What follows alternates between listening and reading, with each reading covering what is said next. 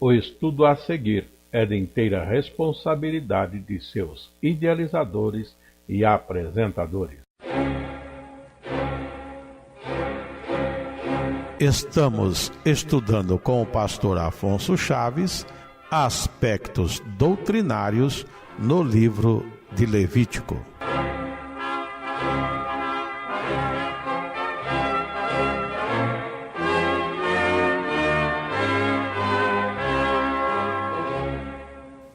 Dando continuidade aos nossos estudos nas Sagradas Escrituras, em particular no Pentateuco, agora estando já no terceiro livro e no capítulo 24, queremos estar lembrando que fazemos o estudo nesses livros, não nos detendo mais na parte histórica, mas sim naquilo que as muitas figuras desses livros querem trazer para nós em termos de ensinamento, em termos de doutrina, ou aquilo que de fato é doutrina direta, o ensino colocado por Deus diretamente para nós. Levítico capítulo 24, onde estamos, é logo após o estudo das solenidades decretadas por Deus e que se encontram ali registradas, descritas no capítulo 23. E chegamos ao capítulo 24.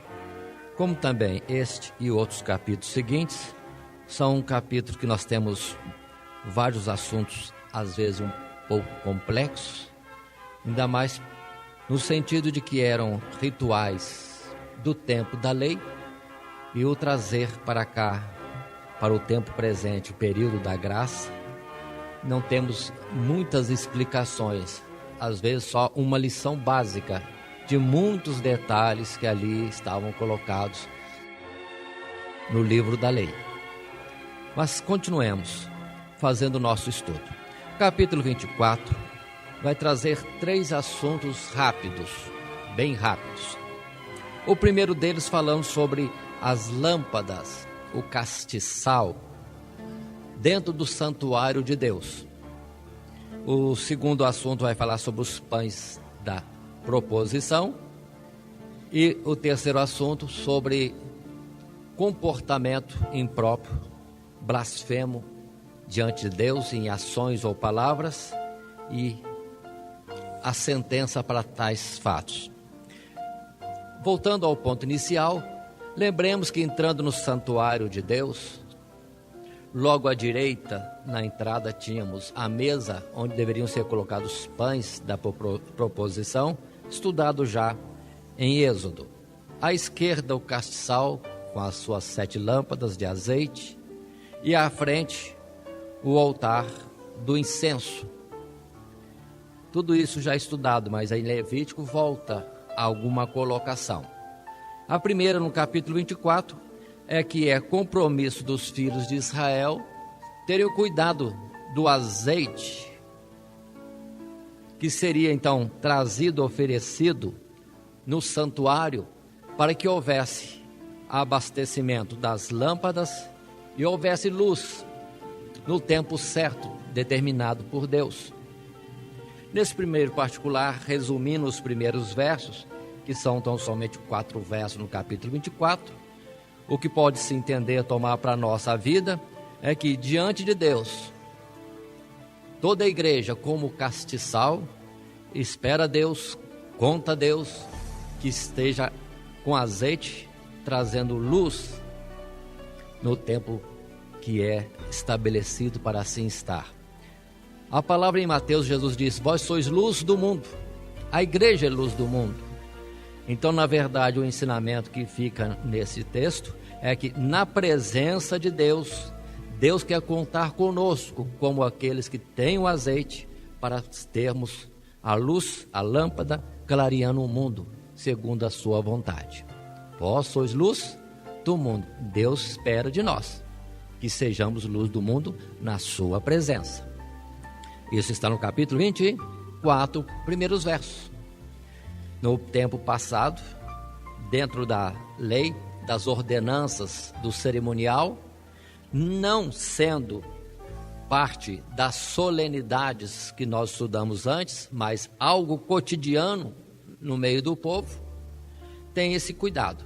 O povo Israel forneceria o azeite e o sacerdote teria cuidado de deixar em condições o castiçal.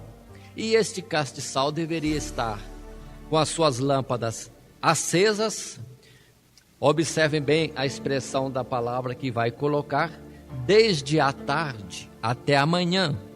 Isso no verso 3, mostrando que no período, vamos dizer assim, da noite, deveria haver luz na presença de Deus.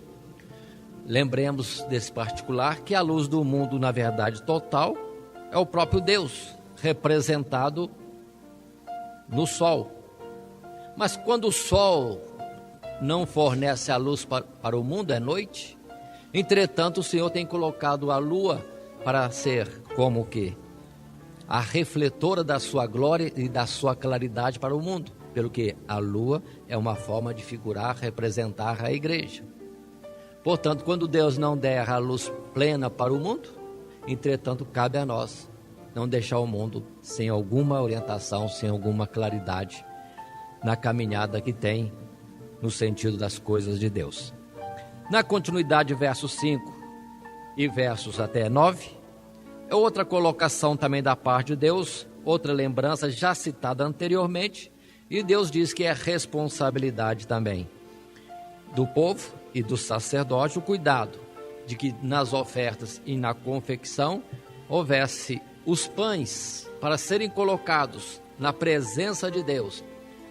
Observem que a entrada do santuário ficava à mesa à direita, ali 6 carreiras de pães, com incenso sobre as carreiras de pães.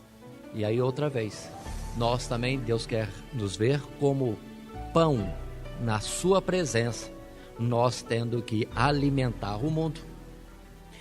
O Senhor espera que nós sejamos luz, que nós sejamos pão, no sentido de dar o alimento espiritual para a humanidade. Jesus falou, nós entendemos muito bem, quando ele disse que ele é o pão que desceu do céu.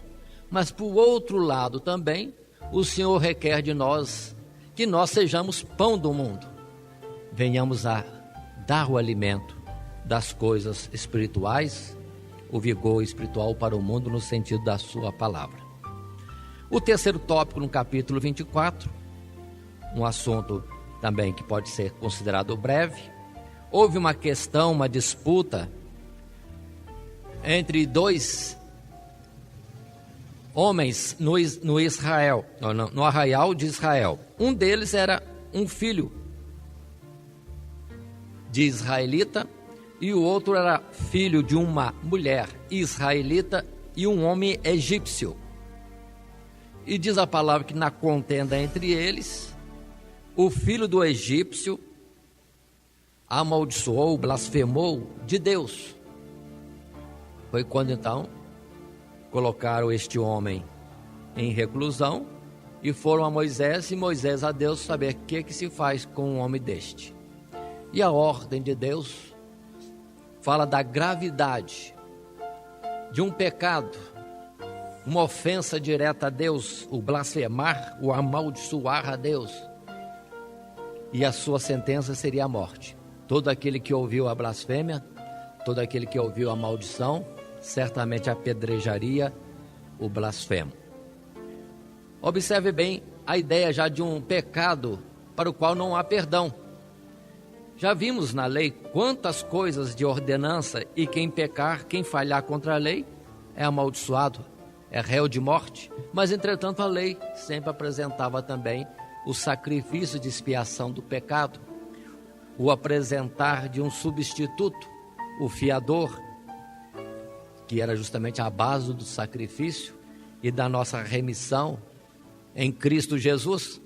Mas há situações que são pecados para os quais não há perdão. E aí está esta colocação. Mas lembremos também que dentro de uma colocação dessa, se não estivermos atentos, vamos começar a fazer acepção de pessoas, porque o homem era misto. Ele era filho de israelita, mas de um egípcio. Quando na verdade o verso 22, ao dar a ordem, a sentença, Deus deixa bem claro. Verso 22, uma mesma lei tereis. Assim será o estrangeiro, como natural, pois eu sou o Senhor vosso Deus. Não há acepção de pessoas. É o ensino que nós encontramos nisto aqui. Mas, na verdade, nesta mesma ocasião, Deus fala outras coisas mais conhecidas na lei. Quando se cita muito a lei, se fala aquilo que está escrito no verso 19 e 20 deste capítulo, ao dizer: quando também alguém desfigurar o seu próximo, como ele fez, assim lhe será feito. Quebradura por quebradura, olho por olho, dente por dente. Como ele tiver desfigurado a algum homem, assim se lhe fará. Assim era a lei. Mas atentemos que com a chegada da graça, a operação de Deus é diferente. O Senhor Jesus usa essa expressão: ouviste dos antigos, olho por olho, dente por dente. Eu, porém, vos digo: abençoai, não amaldiçoeis. E no outro lugar: não vingueis a vós mesmos, mas entregai ao Senhor, a Deus, também toda a vingança. Porque Ele é, na verdade, o juiz correto, que age com precisão em todas as questões que envolvem os homens. Mas, irmãos, continuemos. Entramos agora no capítulo 25. Capítulo 25 de Levítico trata de duas questões novas, só citadas aqui, na verdade depois colocadas mais adiante em Deuteronômio para cumprimento, quando Moisés despede-se do povo. E o capítulo 25 vem ensinar sobre um chamado ano sabático. Já temos o sábado, quando a palavra já estudada, falou-nos que 6 dias o povo deveria ter as suas atividades, o seu trabalho, mas o 7º dia era consagrado, santificado ao Senhor, não se faria obra servil alguma. Está bom. Já dissemos, o sábado não é o da folhinha, tanto que consideramos, por exemplo, nas solenidades, que elas têm data precisa nos meses e nos anos. E chegamos ao ponto de termos sábados até seguintes, juntos, em dias diversos, como no mês 7º, o primeiro dia era sábado por decreto de Deus, para uma solenidade. Naturalmente, o 8º dia, 7 dias depois, haveria outro sábado, mas no dia 10 já é um outro sábado decretado por Deus.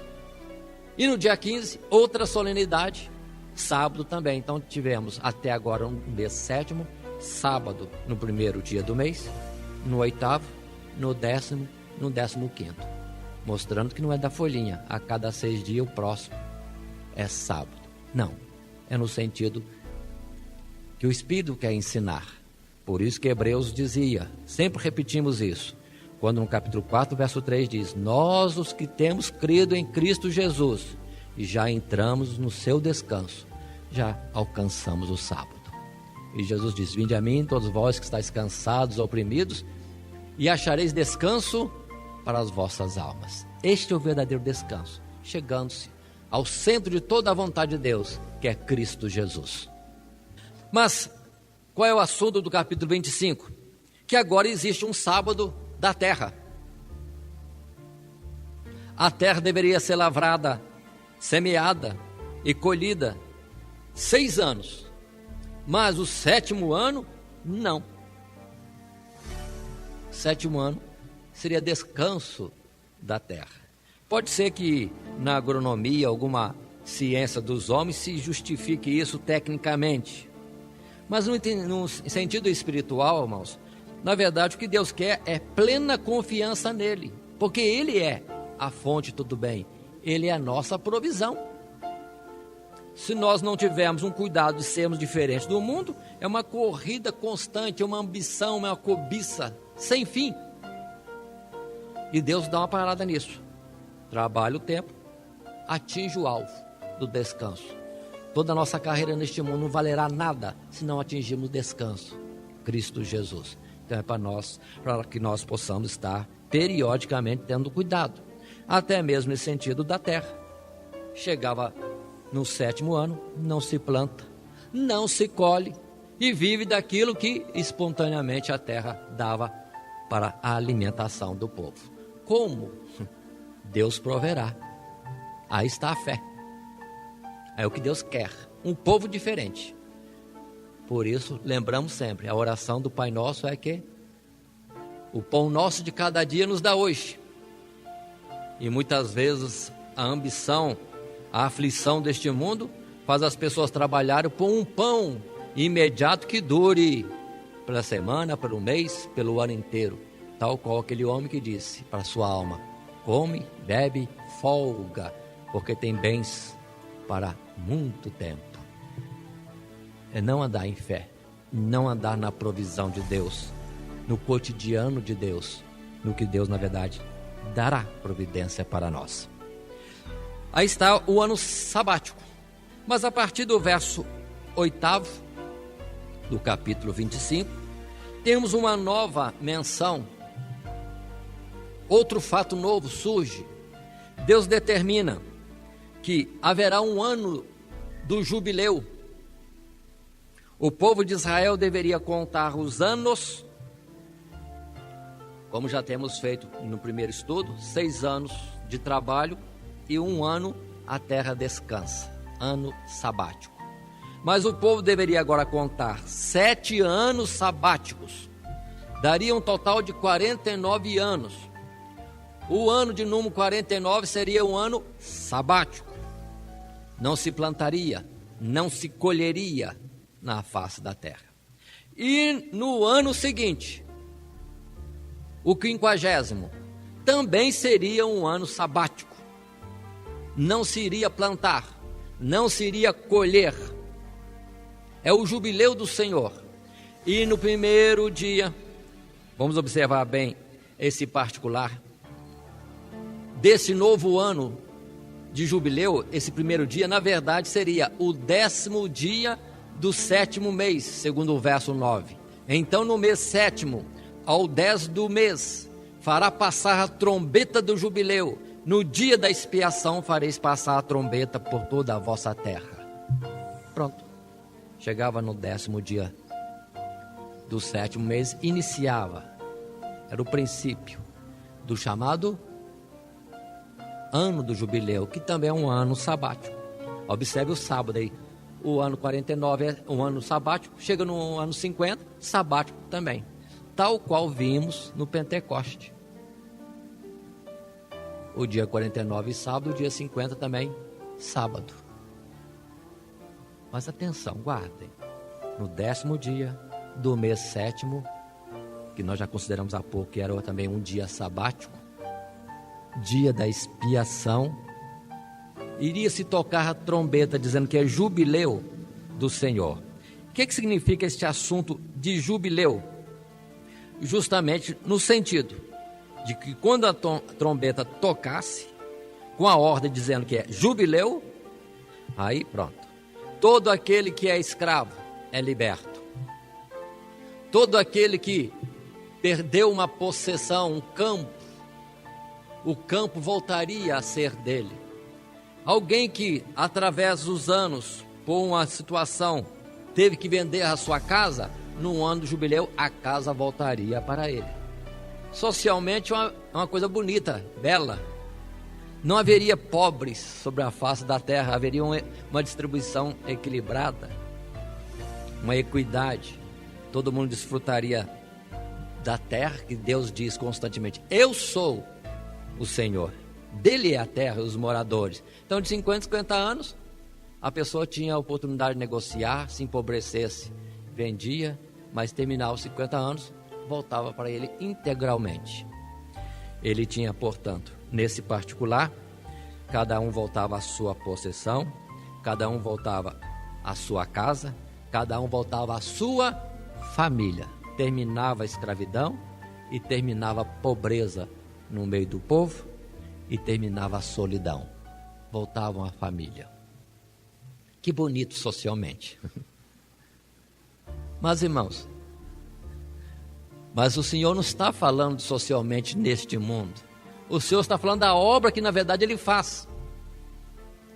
Se atentarmos bem para o particular, buscando o socorro, o auxílio de que nós temos na palavra de Deus, em Isaías capítulo 61, é o que o Senhor Jesus faria. Quando diz lá, Isaías, no capítulo 61, o verso 1, Jesus disse: o Espírito do Senhor Jeová está sobre mim, porque o Senhor me ungiu para pregar boas novas aos mansos, enviou-me a restaurar os contritos de coração, a proclamar liberdade aos cativos, a abertura de prisão aos presos. E o verso 2, a apregoar o ano aceitável do Senhor. Até aqui somente. O ano aceitável. E observe no dia da expiação. Então, quando Jesus veio para cumprir a nossa remissão, vamos dizer assim, no céu, no sentido espiritual, sobre a face da terra, tocava-se a trombeta. Liberdade aos cativos.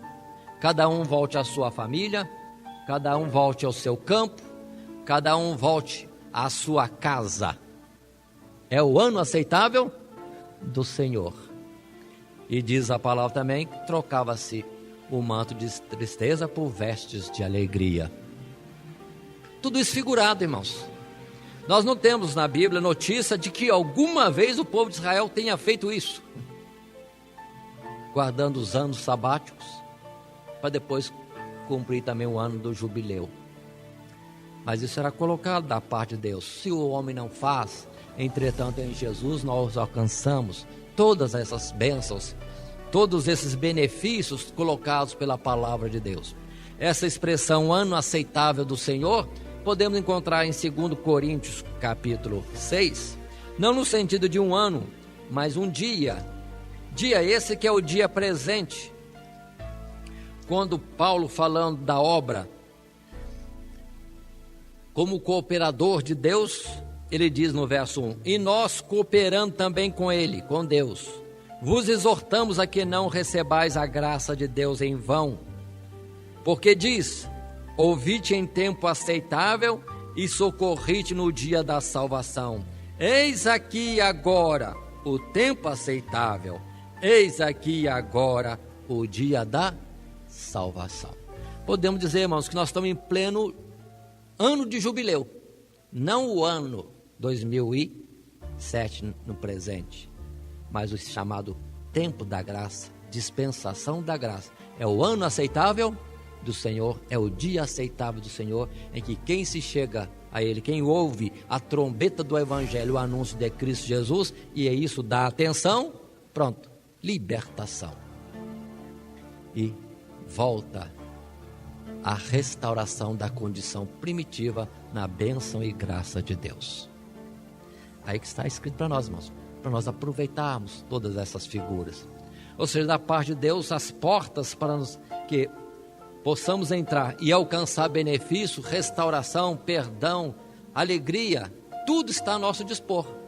Naquele tempo, nessas figuras, mas precisamos atentar, que são da parte de Deus bênçãos para nós. Naturalmente, como homens de pouca fé, que Jesus poderia dizer para alguém aqui, o Senhor se antecipa no verso 22, e o Senhor mesmo coloca uma pergunta que estaria na boca, na mente de muita gente, porque perguntariam certamente: mas se nós não vamos plantar, o que nós vamos comer? A preocupação que Jesus falou no monte, no Sermão do Monte, ao dizer sobre a preocupação: o que comeremos? Com que nos vestiremos? Eu vou ler um pouco antes, no verso 20. E se disserdes: que comeremos no ano 7º, visto que não havemos de semear, nem colher a nossa novidade? O Senhor colocou a pergunta que estaria em muitos corações. E o 21 e 22 o Senhor responde: então eu mandarei a minha bênção sobre vós no 6º ano, para que dê fruto por 3 anos. E no 8º ano semeareis e comereis da colheita velha, até o ano 9º, até que venha a sua novidade, comereis a velha. É o sentido, irmãos, que o Senhor é dono de tudo, o sentido que Deus provê tudo, Deus conhece todas as coisas, conforme também está escrito, o Senhor bem sabe do que nós necessitamos. O Senhor sabe tudo. Este é o ano do jubileu. E a palavra vai colocar mais algumas instruções, que na verdade são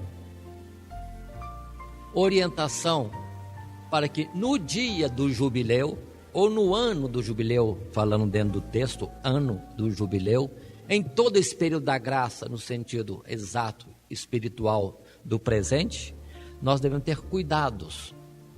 É ano de jubileu, é tempo de graça, é tempo de bênção, de misericórdia. Aí vai falar a palavra. Se alguém empobrecer, se alguém estiver fragilizado, o irmão cuidará dele. O irmão não é o irmão carnal, é o israelita cuidará dele. E não vai lhe cobrar coisa alguma, e se emprestar dinheiro não será com usura. O exercício da misericórdia, somos irmãos. A bênção que alguém tenha a mais, na verdade, é ele sendo o canal da paz de Deus para não faltar para outro necessitado, fragilizado.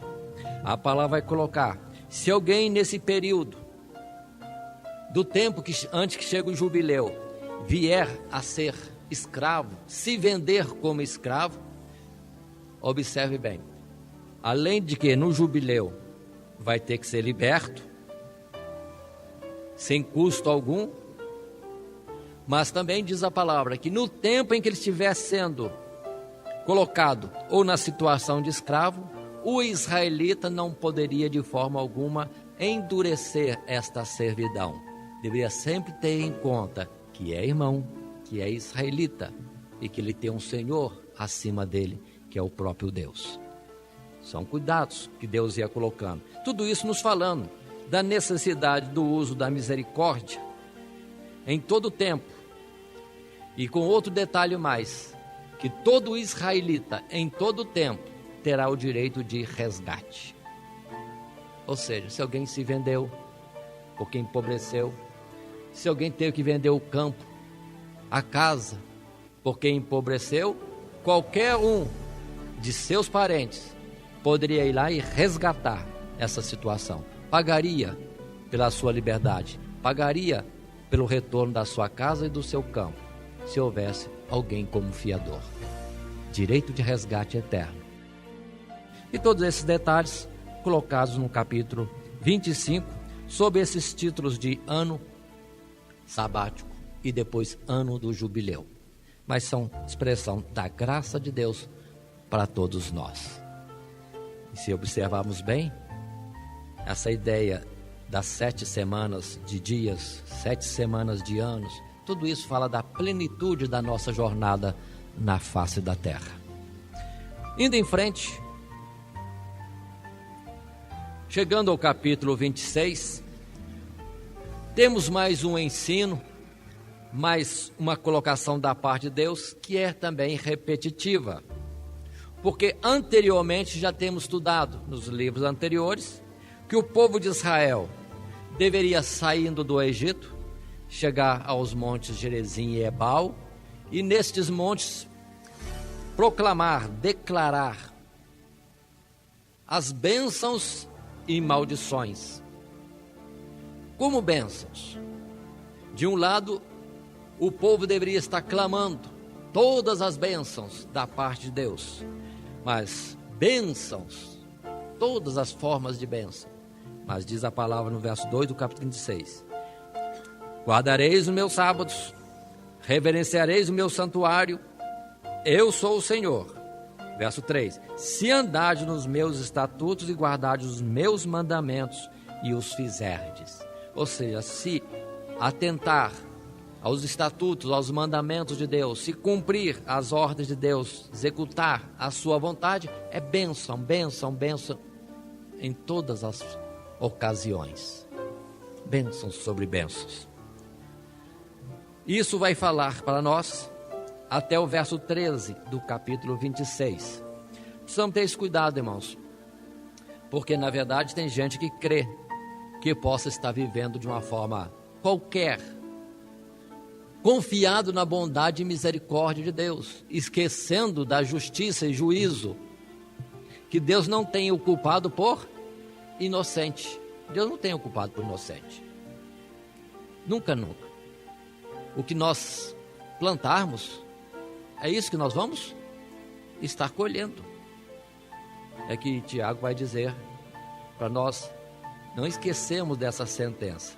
Deus não se deixa zombar, escarnecer. Não é questão de brincadeira, de forma não é sério. Deus é sério. E Paulo fala noutra expressão dizendo: pecaremos ou andaremos em transgressão, porque onde abundou o pecado, superabundou a graça? De forma nenhuma. Se uma vez Jesus já morreu por nós para nos tirar da situação do pecado, como voltaremos nele? E assim, essa expressão das bênçãos é nesse sentido. Se andar na vontade de Deus, há bênçãos. Há muitas vezes um probleminha que nós não compreendemos, porque mesmo andando de uma forma que podemos dizer para nós mesmos que não temos pecado, estamos bem, está tudo bem, mas quando nos sobrevém algum mal, alguma dificuldade, alguma luta, logo a pessoa questiona-se se não tem falta, ou então chega mesmo a atribuir a Deus uma falta de cuidado, uma falta de amor. Se nós atentarmos bem para a vida de Daniel como exemplo, vida de José, homens, vamos dizer assim, puros, de vida sem nenhuma mancha, quantas lutas tiveram? É quando precisamos entender que as lutas que nos sobrevêm são uma permissão da parte de Deus, ainda que nós não tenhamos nada que nos acuse, mas porque tem um alvo maior.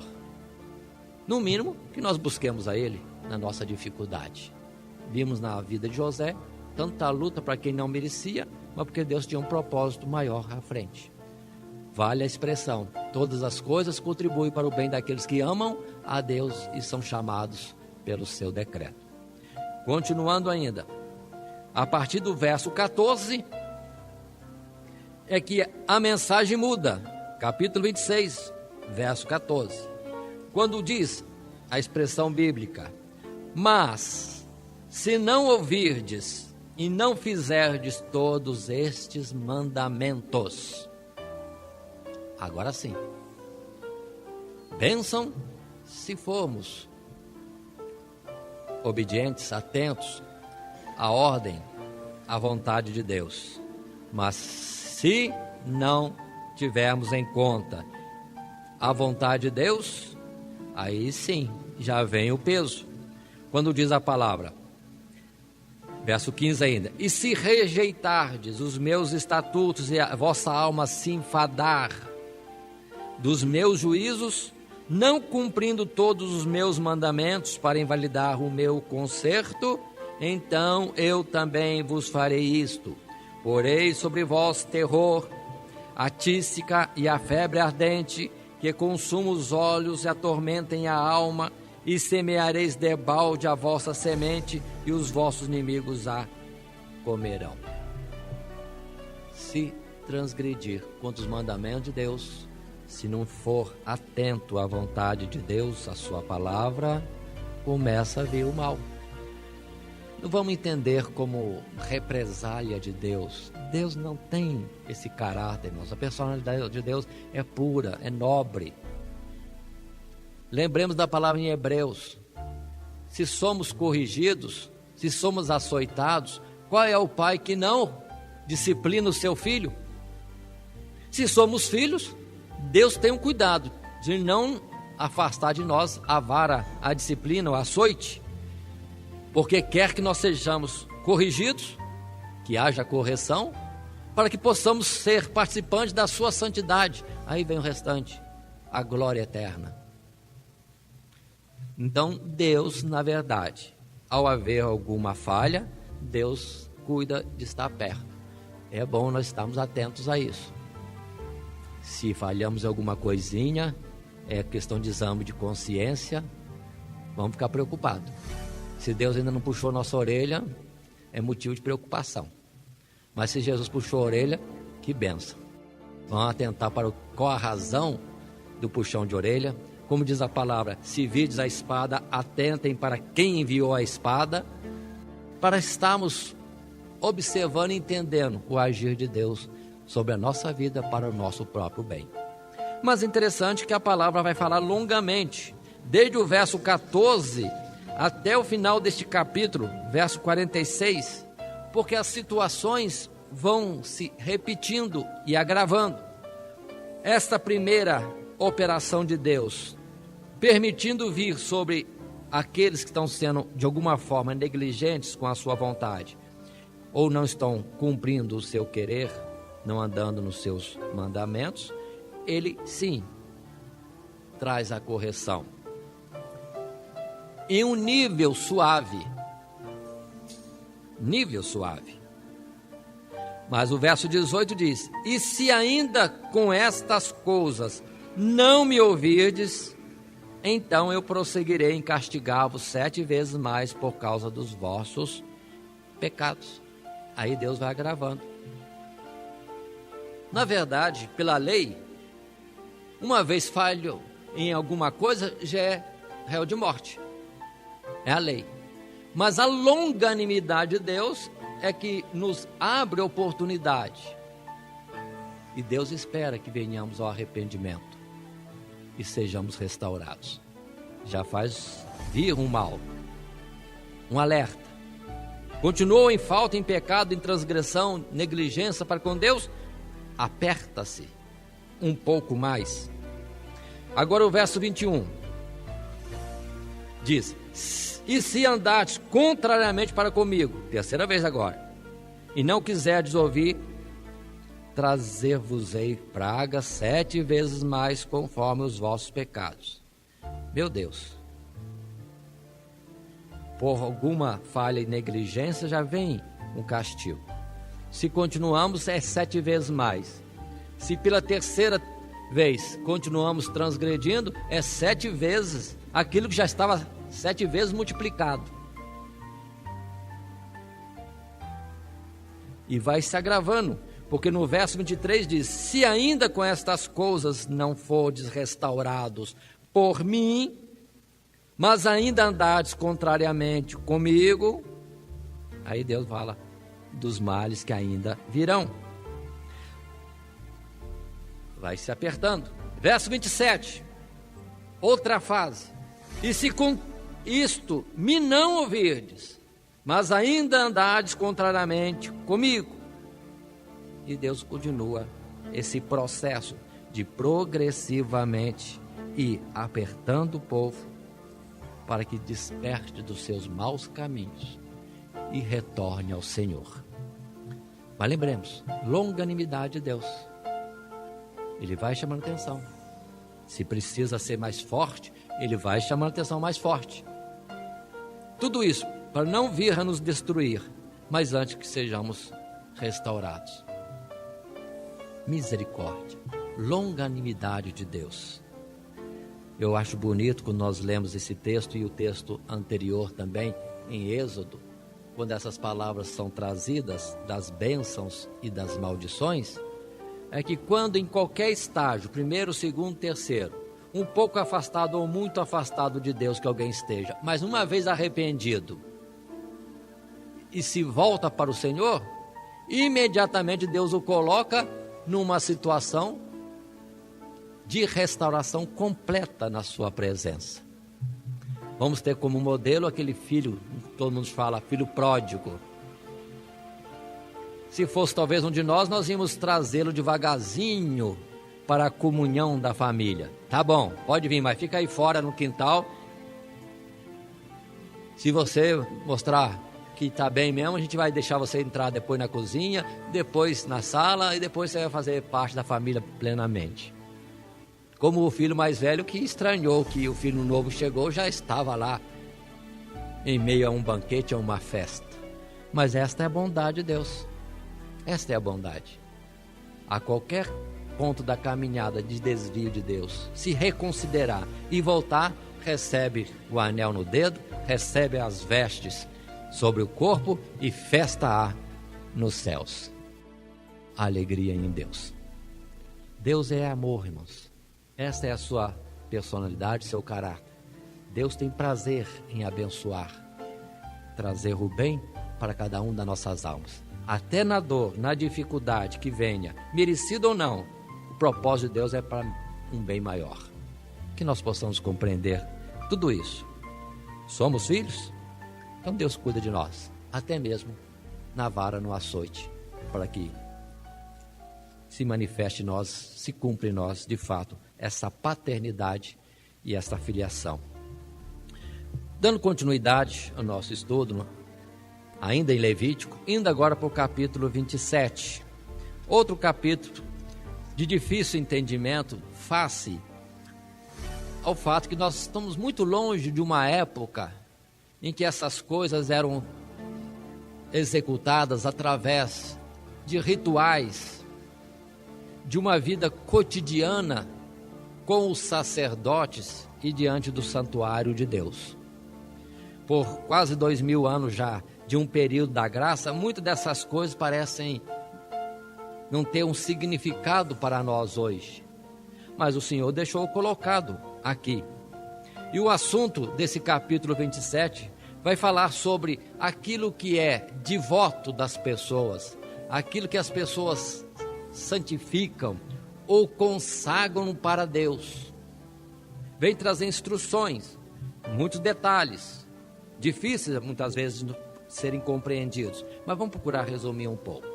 Em Eclesiastes, Salomão escreve numa instrução que cabe aqui, que chegando à presença de Deus, poucas sejam as nossas palavras.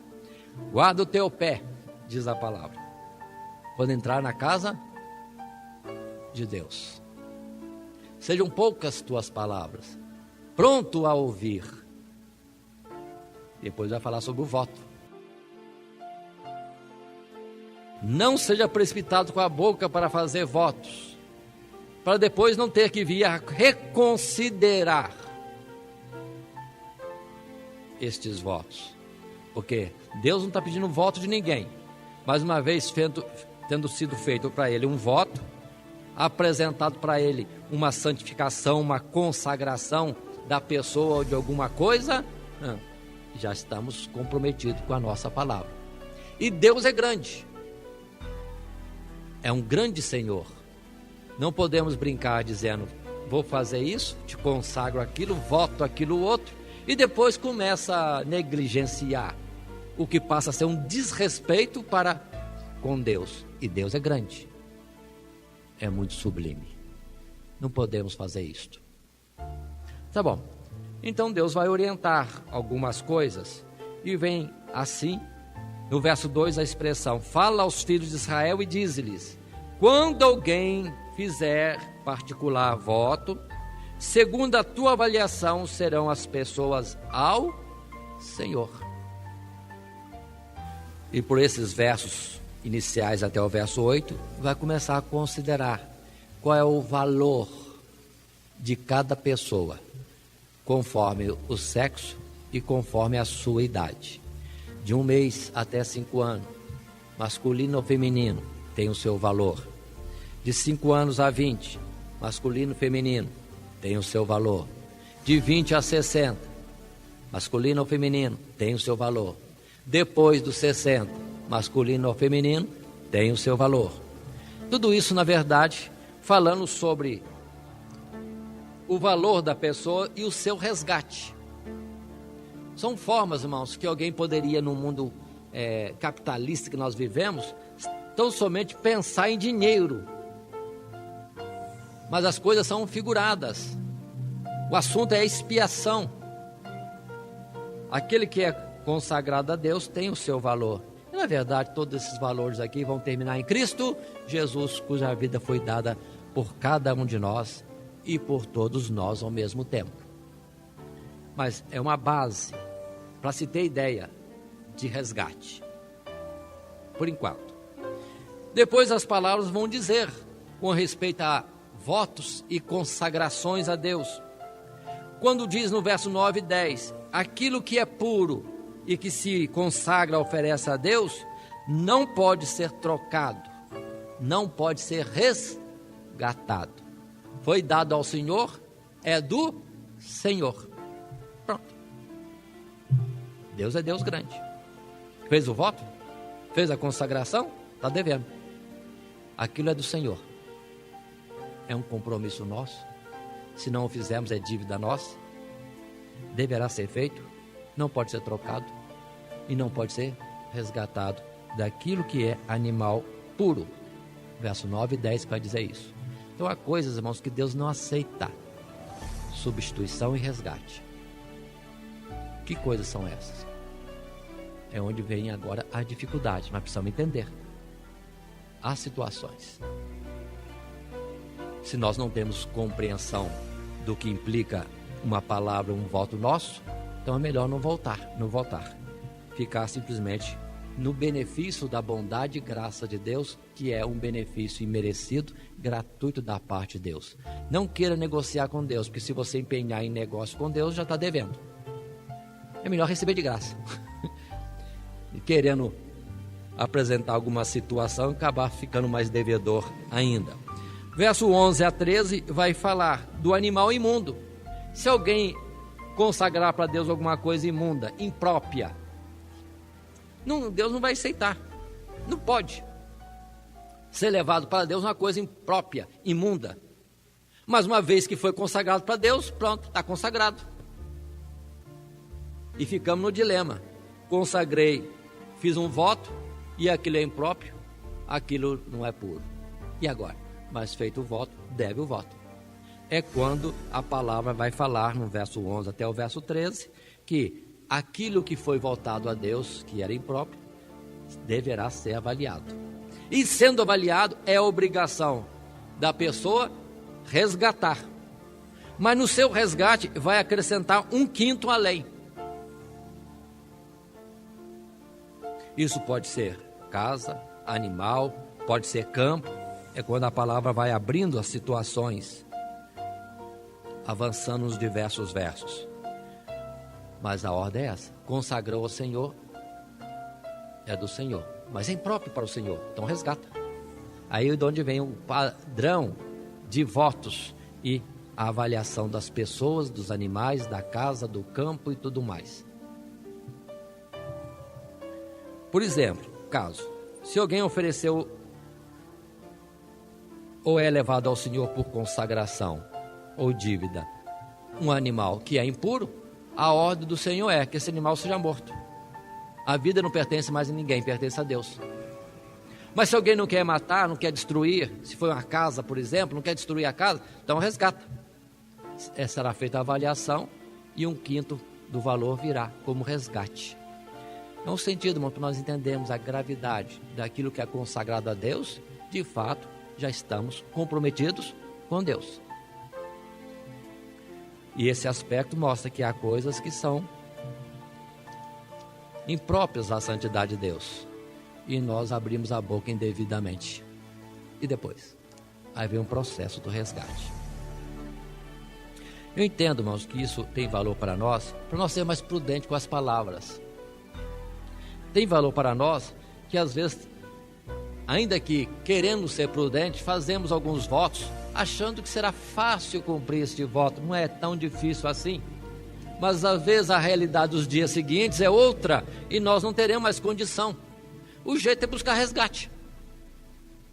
Pedir resgate.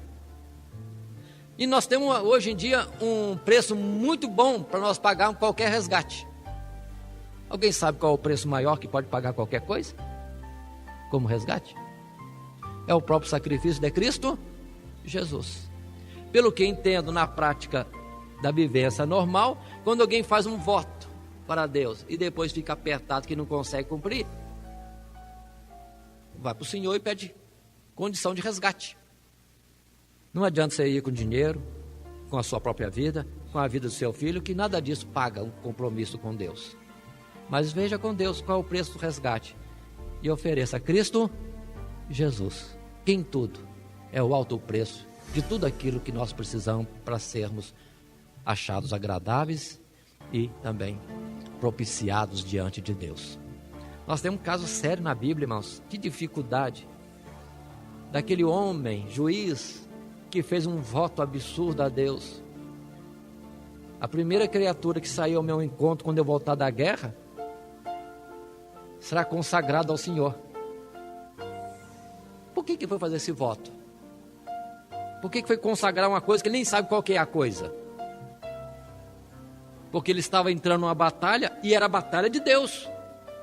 Ele falou: se o Senhor me der vitória, eu vou consagrar para o Senhor a primeira coisa que vem ao meu encontro quando eu voltar para casa. Ele não precisava fazer voto nenhum. A batalha era de Deus.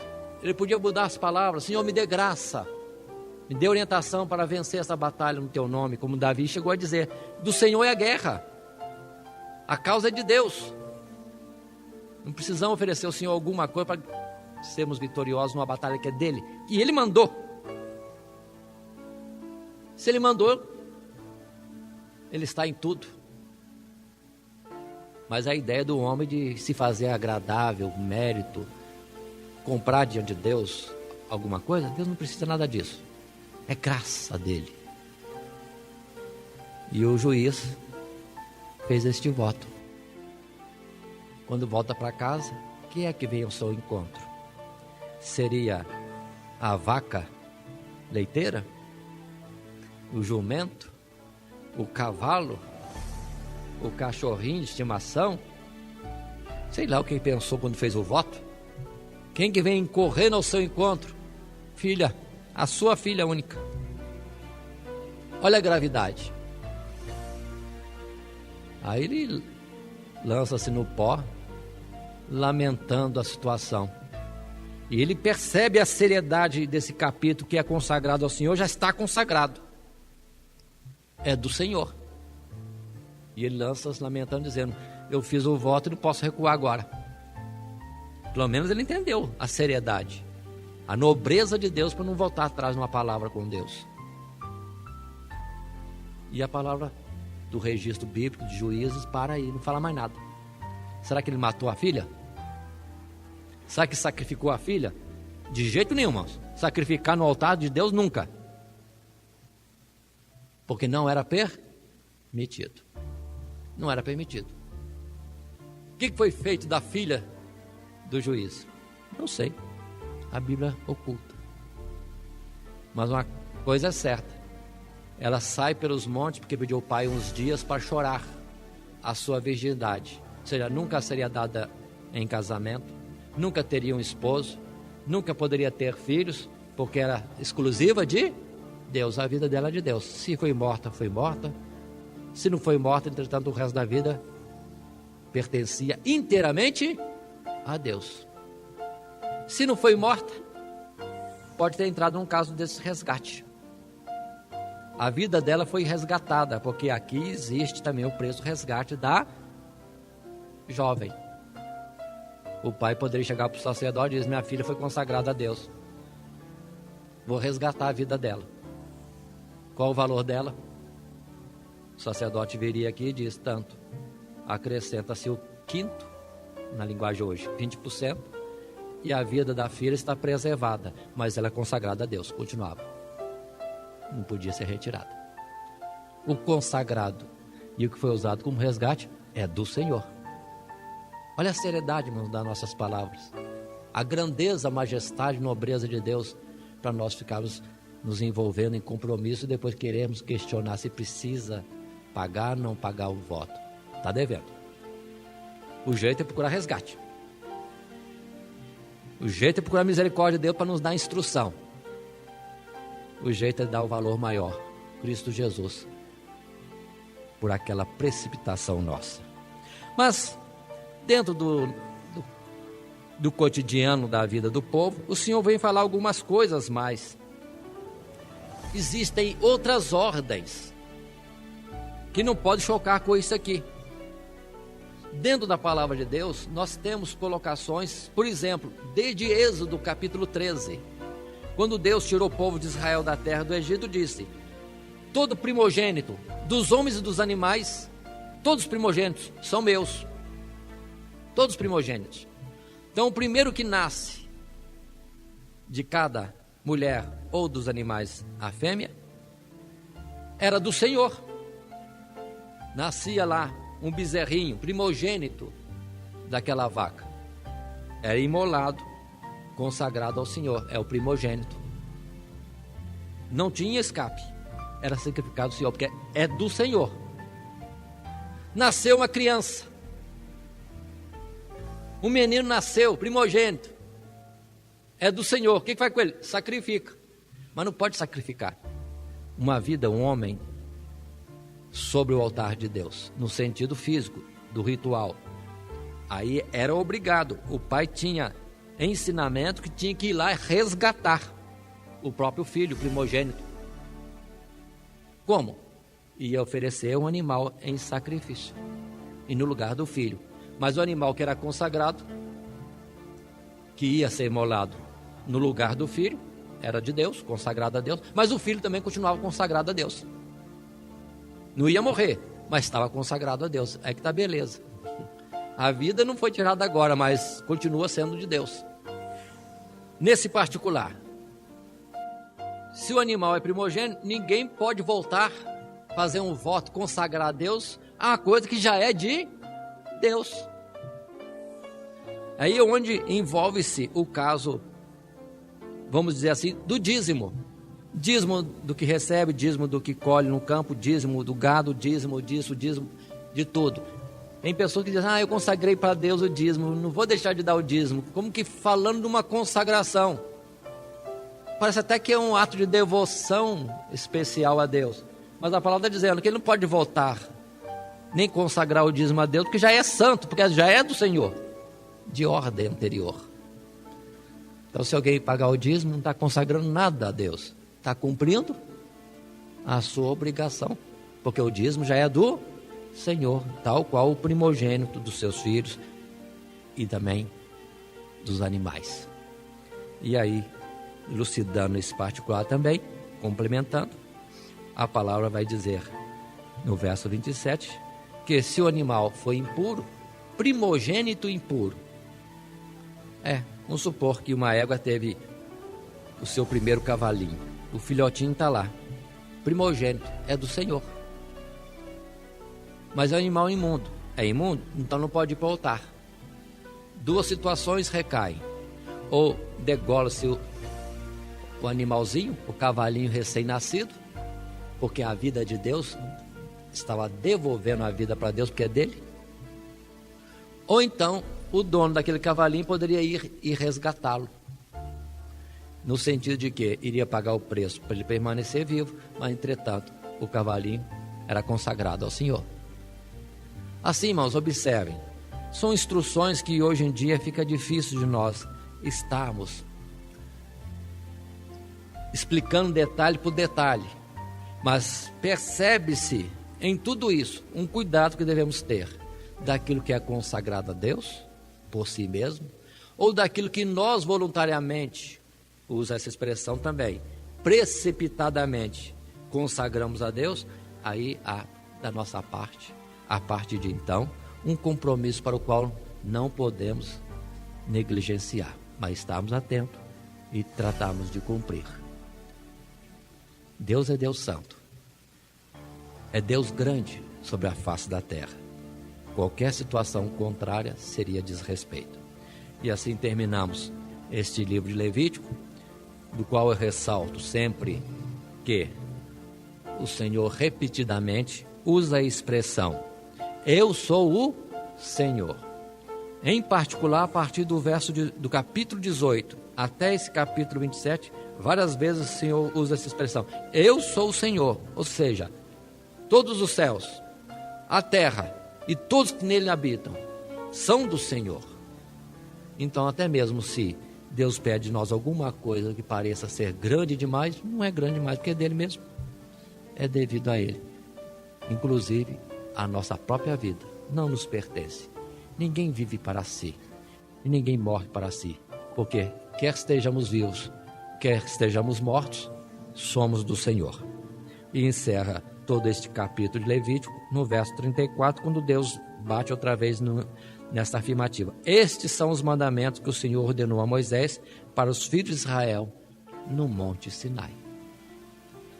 Ordens sobre ordens, muita coisa, mas tão somente com a graça de Deus que nós podemos hoje cumprir não no sentido de um ritual e de nossa espera, mas na aplicação daquilo que o Espírito de Deus queria nos ensinar em todas essas palavras. Que Deus, portanto, irmão, nos continue abençoando, e para a próxima oportunidade deveremos estar estudando o livro de Números no mesmo propósito, não procurando fazer a exposição de uma história da trajetória do povo no deserto, mas antes procurando os aspectos que são ensino para nós no dia de hoje, parte doutrinária. Que Jesus nos abençoe sempre. Amém.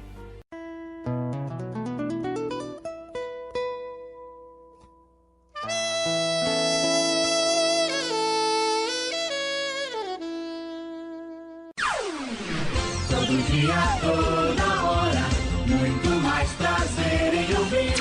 Radionete Grata Nova. Web Rádio, a qualidade que faz a diferença, cada vez mais necessária.